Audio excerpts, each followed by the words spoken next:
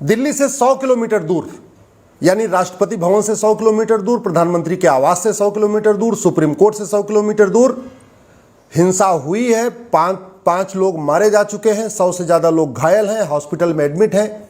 और यह घटना हुई है हरियाणा के मेवात एरिया में, मात्र 100 किलोमीटर दूर है दिल्ली से।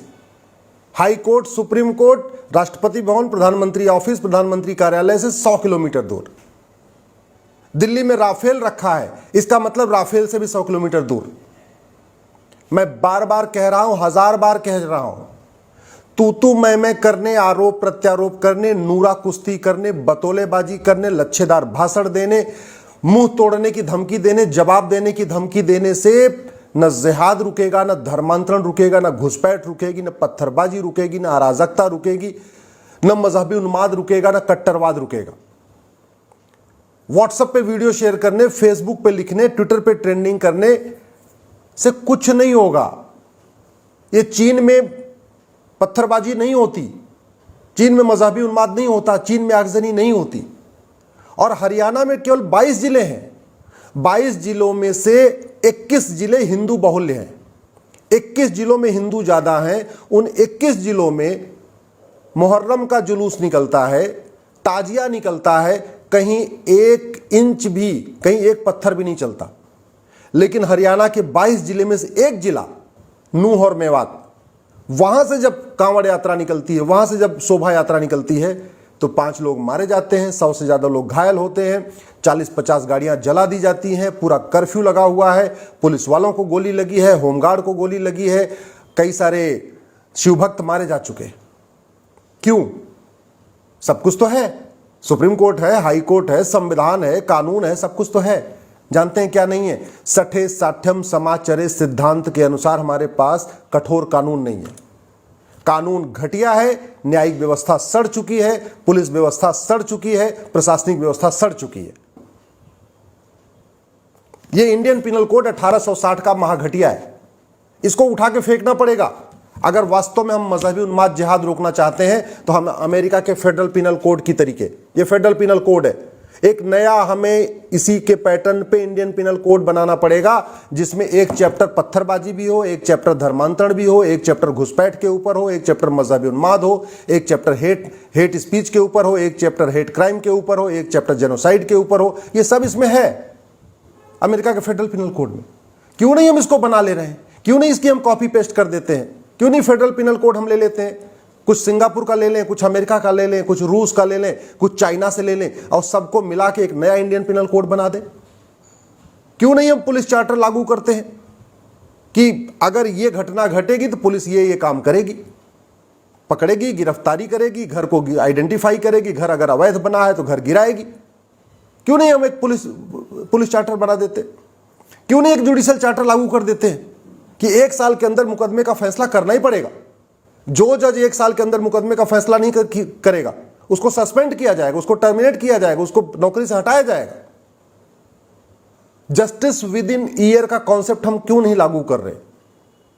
जब तक भारत में जस्टिस विद इन ईयर, 1 साल के अंदर न्याय व्यवस्था शुरू नहीं होगी, 1 साल के अंदर मुकदमों का फैसला शुरू नहीं होगा, 1 घंटे में एफआईआर दर्ज करना मैंडेटरी नहीं होगा, 1 महीने के अंदर जांच पूरी करना मैंडेटरी नहीं होगा, 1 साल के अंदर मुकदमे का फैसला अनिवार्य करना मैंडेटरी नहीं होगा, तब तक ऐसे अराजकता भी रहेगी, मजहबी उन्माद भी रहेगा, पत्थरबाजी रहेगी, सब कुछ चलता रहेगा। हम 1861 का पुलिस एक्ट क्यों ढो रहे हैं?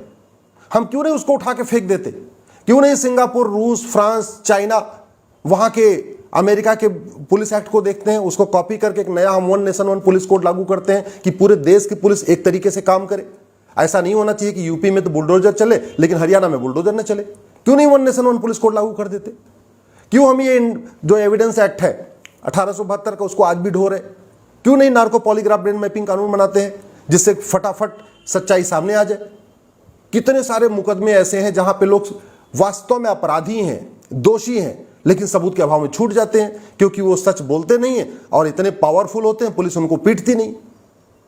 ये जितने लोग पकड़े गए हैं मेवात में, हरियाणा के, अगर इनका narco polygraph brain mapping test कर लिया जाए तो पता चल जाएगा इनको फंडिंग कहां से आई, इनको मोटिवेट कौन कर रहा है? क्या ये पाकिस्तान के इशारे पे हो रहा है, या भारत के पीएफआई के इशारे पे हो रहा है, या कोई पॉलिटिशियन इनको मदद कर रहा है? सब पता चल जाएगा।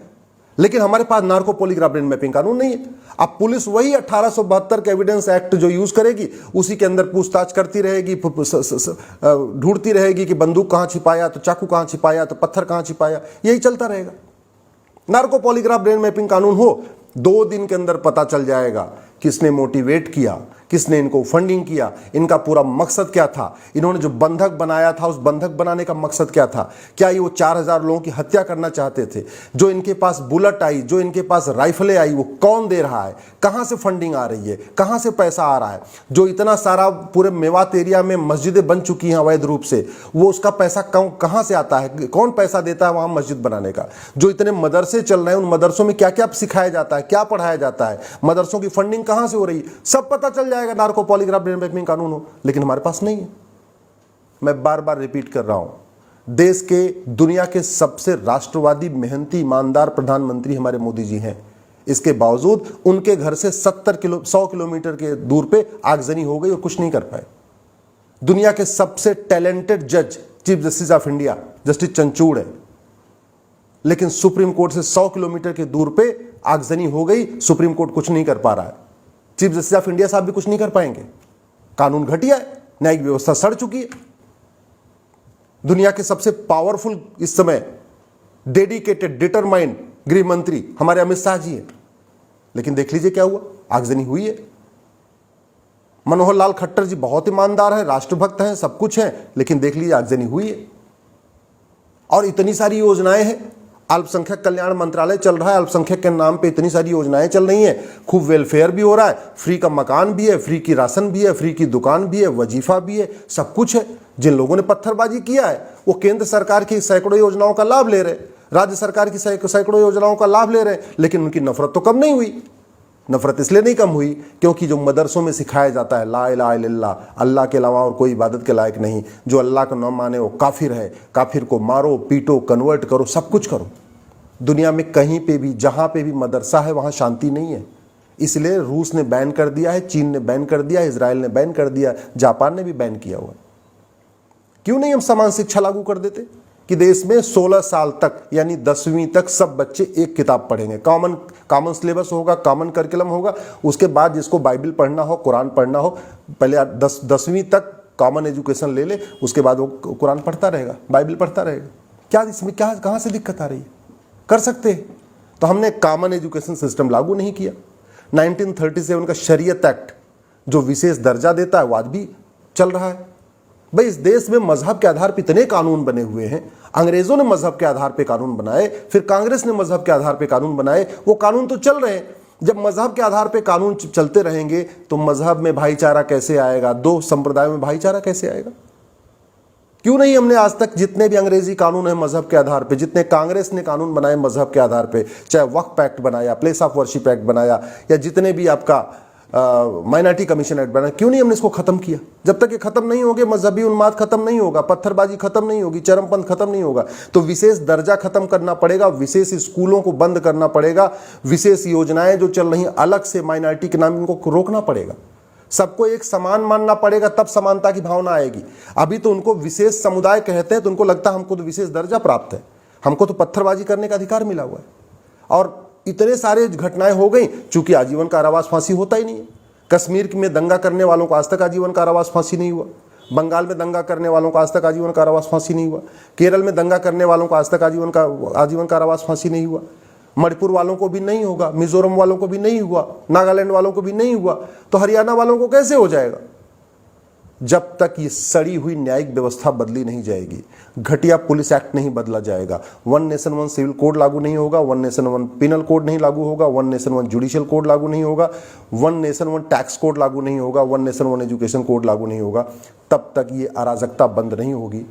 इसलिए मैं आप सबसे निवेदन करता हूं, उठिए, जागिए, अच्छे कानून की मांग करिए, नहीं तो ये मजहबी उन्माद की आग एक दिन आपका भी घर जला देगी।